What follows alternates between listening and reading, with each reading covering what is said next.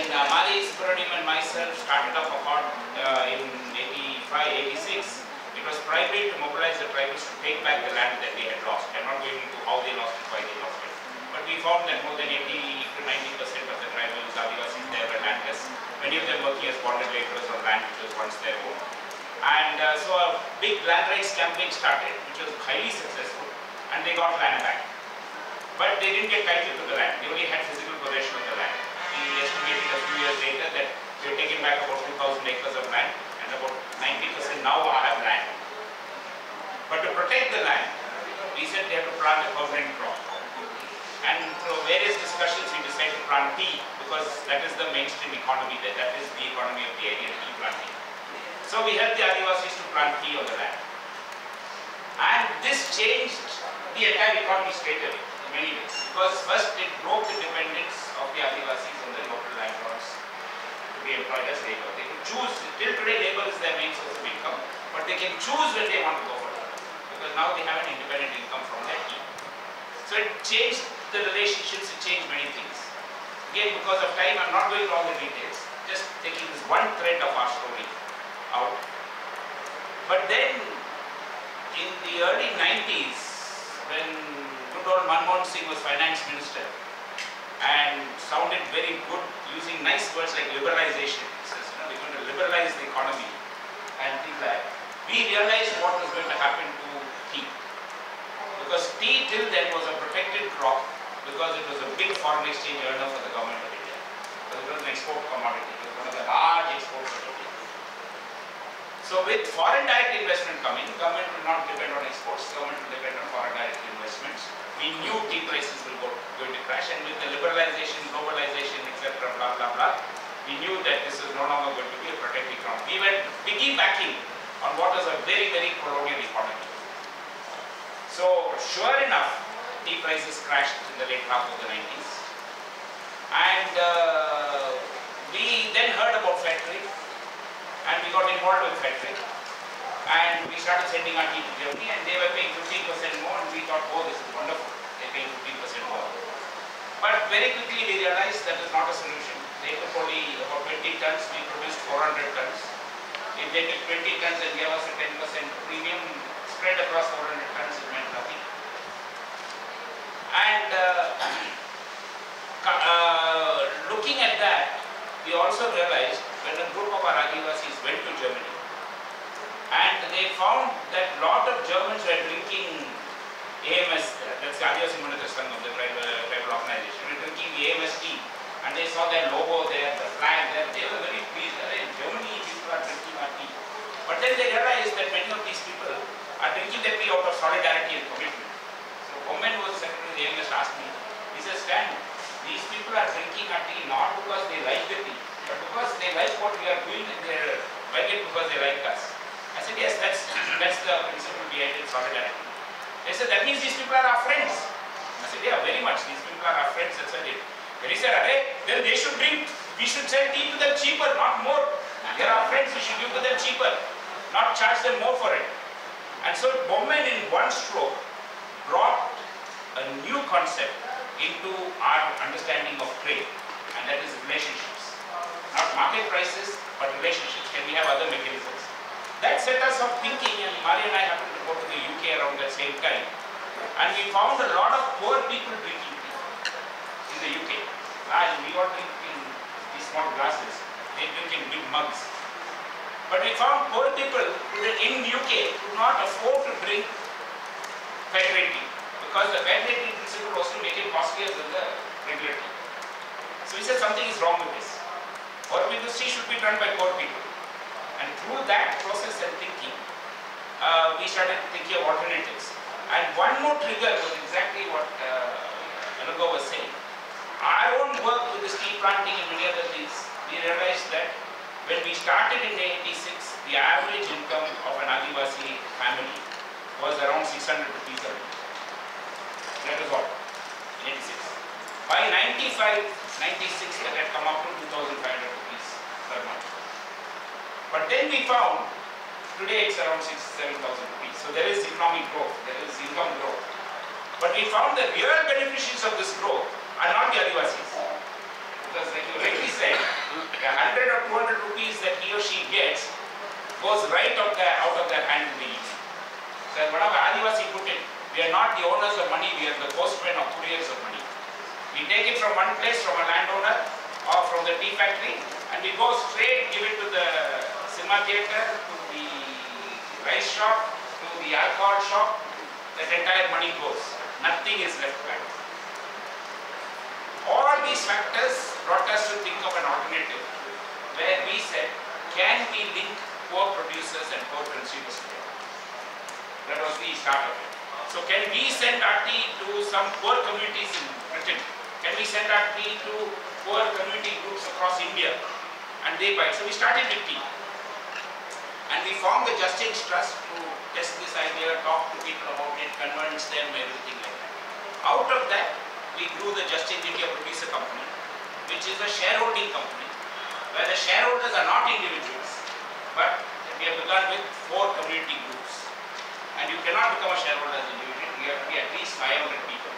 The reason I say this is a very important point that again Irango brought up is local economy we talk about and everything that community becomes vital. We are not really working with individuals, the base is some kind of community. So in the Just Change India Producer Company, you have to be some kind of a community. We are leaving it to you to decide. But we also set a number of a minimum of 500 houses. There are reasons we have almost calculated. Now what we are doing through this, just to finish the conceptual history, the growth of the idea, a friend of ours who was financial brain questioned this whole model. And he said, you have poor producers on one side, poor consumers on the other side. He says, this model is not going to work without investment, without capital. And I am coming from that. This is completely against capital. You know. But then he pointed out, when an Adivasi brings the tea to the market, he or she cannot wait for 6 months for the tea to be packaged, put on a truck, sent to some place, then sold to the people, the money collected from them and brought back. He or she needs their money back today, the day they give. On the other hand, the poor consumer can't pay in advance. Say, I'll pay for 5 years of tea now itself, we keep supplying. I don't have 5 years money for tea. I want to buy tea the day I am going to drink it. So the idea of capital. So he put forward this thing of, can you bring investors into the picture? So what we have now is a cooperative of producers, consumers and investors. In this model, what we are doing very quickly is saying that in close to Nagpattinam, Kumbar, for instance, we have rice growers. They are growing paddy. They are growing a kind of paddy which is consumed in North Kerala. And Kerala, as many of you know, hardly produces any more paddy after being essentially a paddy, the main agriculture was paddy. So they consume it.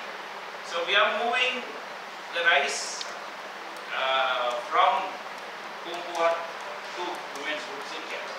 I will come back to that in a minute. Let me just give you one example. Our tea is moving to various community groups across the thing. In Nagapattinam, Sneha, fishermen's women's community, take our tea and they have created a business of retailing the tea among their members. And now the surplus that they are generating from the tea is actually funding their federation and the essentials. And plus creating a number of jobs, because local people are selling the tea to their community members, and they have expanded the business now to spices, and they have also got into production. They have bringing products which we are trying to sell in Kerala. But the whole challenge for us, we found that producers is not an issue, because already lots of NGOs are organizing producers. Lots of NGO groups are there. We are working on production. Consumers was a big issue. There were nobody who was working on retail models. And all of us NGOs, if you look at the language of the whole sector, its income generation is a major thing. We are not looking, as he rightly said, what happens to that income. And this is what we discovered. Whatever income comes in goes right out. It flows out immediately. And so the biggest beneficiaries of our work is the class immediately above and then subsequently further above the communities we work with. So though we infuse more money into the local economies through our interventions, through increased incomes, that money completely flows out of that economy to other economies. And the real beneficiaries are the people who use that money as capital. So, bringing in investment into this, bringing capital into this, because the very nature of capital creates an unequal power relationship between the producers and consumers on one hand and the owner of capital on the other.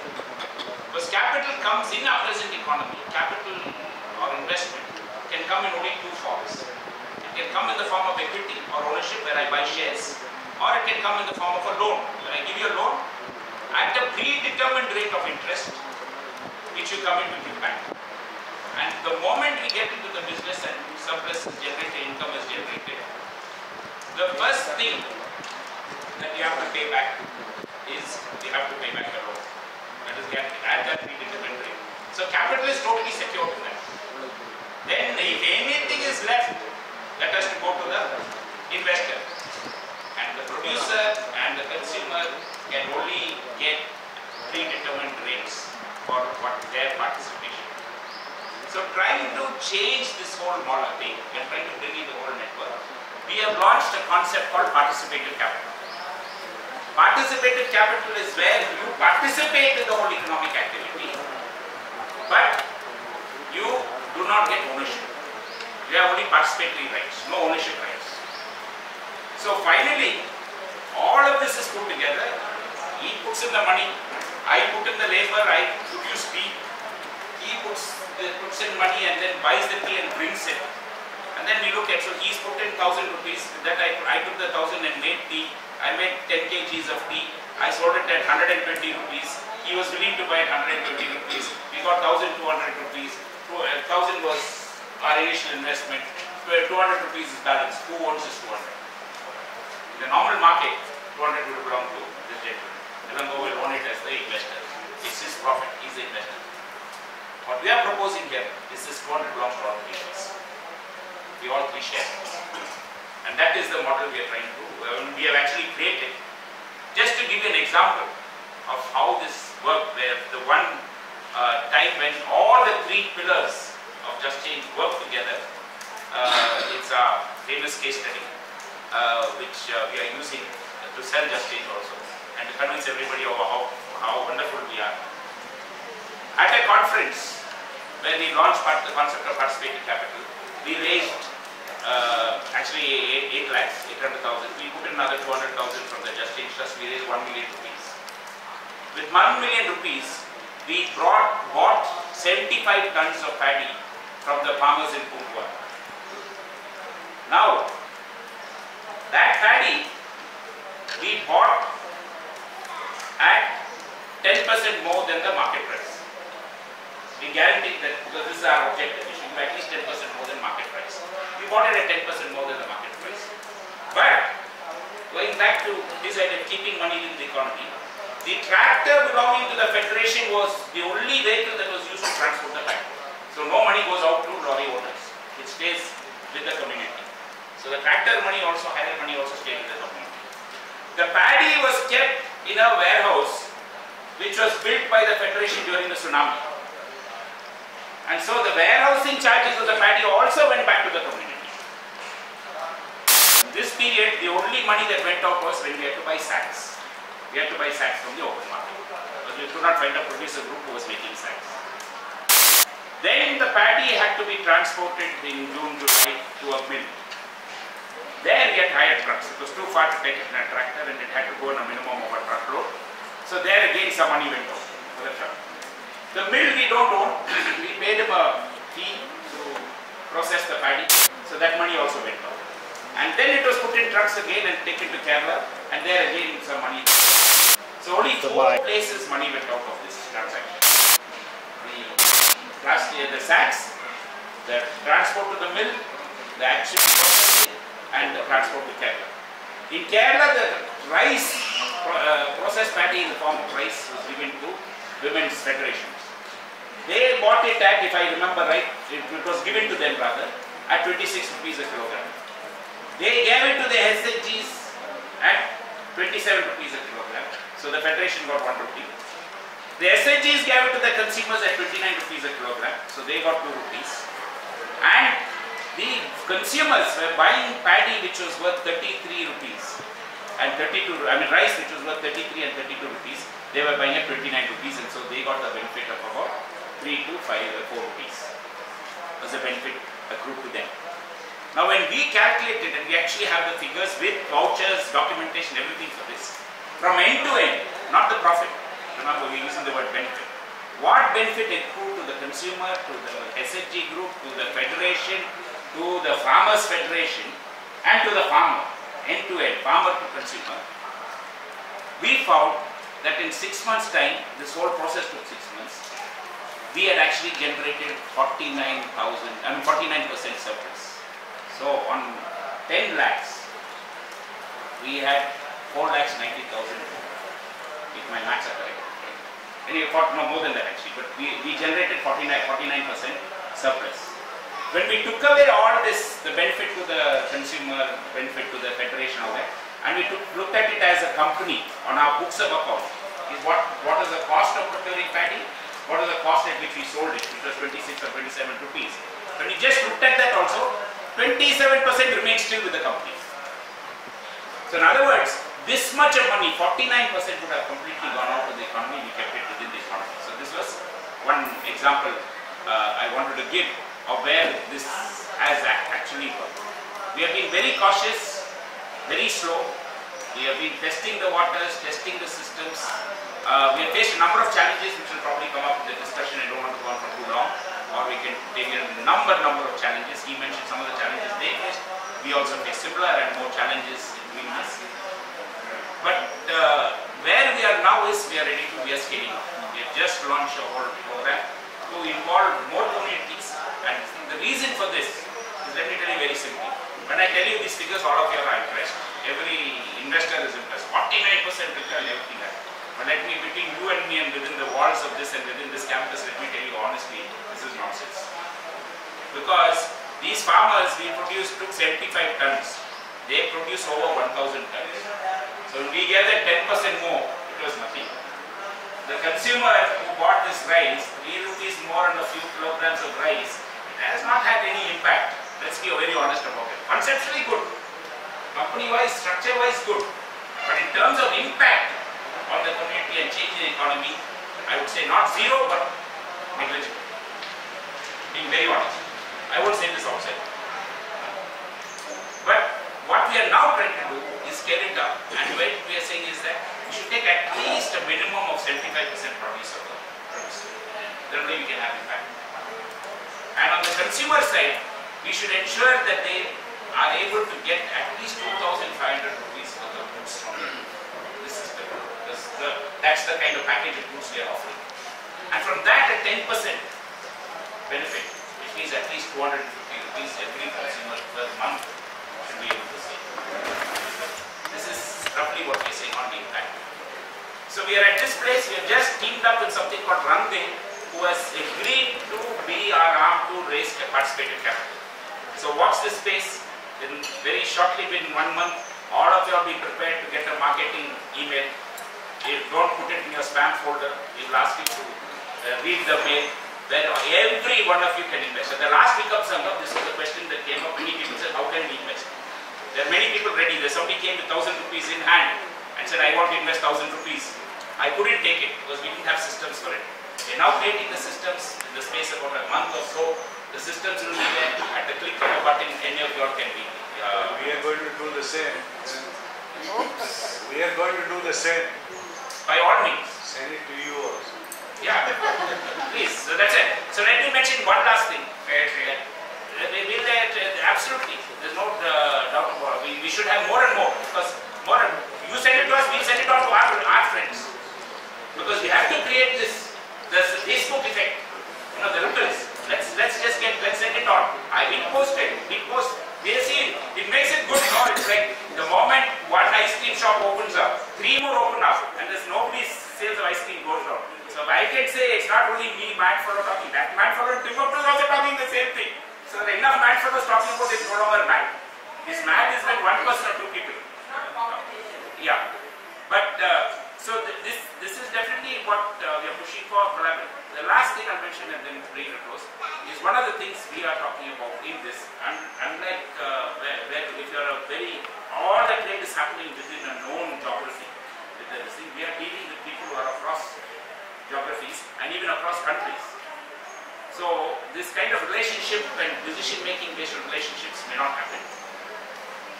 So one of the things we are developing in Just Change very forcefully is that you should at least participate in two things. You cannot be only an investor or only a producer or only a consumer. You must at least do two things. Because then you will see the mutuality. Otherwise, as a producer I want the highest possible price, as an investor he wants the highest possible return, as a consumer he wants the lowest possible price. We'll have conflict. But if you can realize the mutuality of it and realize that we should work in ways that are mutually beneficial, then there is some hope for bringing these kind of conflicting interests together, because it's based on values. Coupled with that is a question slightly related to what Shiva has said. How do we share this? We accumulate this surplus and how do we buy a car? And with the money, instead of going out individually, will it go out collectively? A very good question there.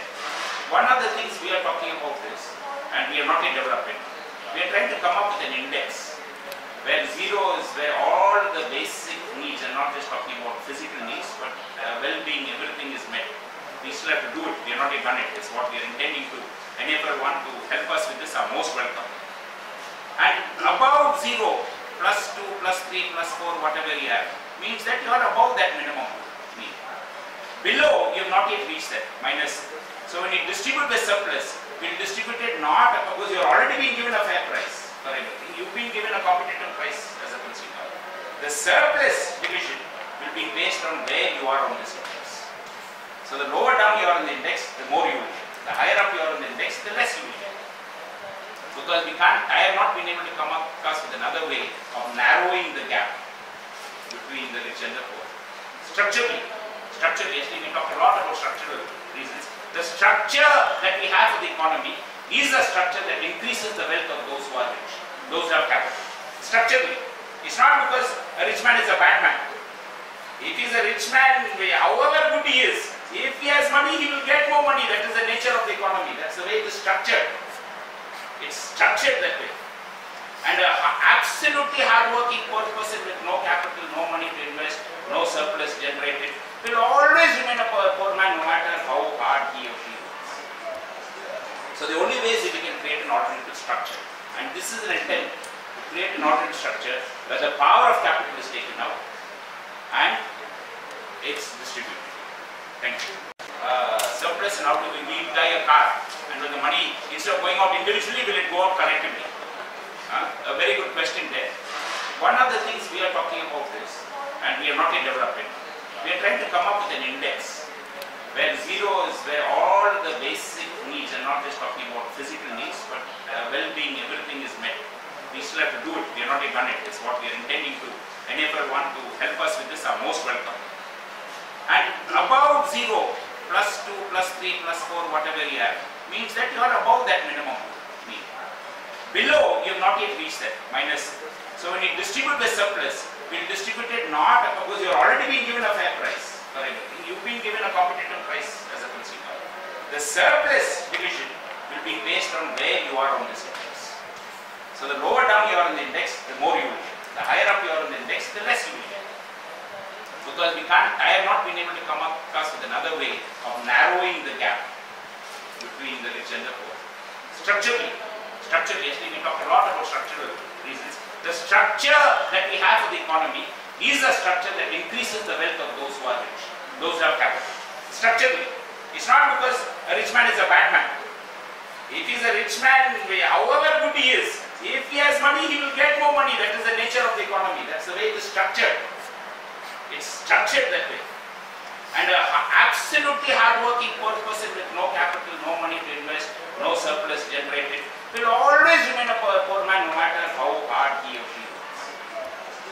So the only way is if we can create an alternative structure. And this is an attempt to create an alternative structure where the power of capital is taken out and it's distributed. Thank you. Sounds like an ideal response that the profit should flow preferentially to the poor. Do you think that it would be acceptable to the society as a number of people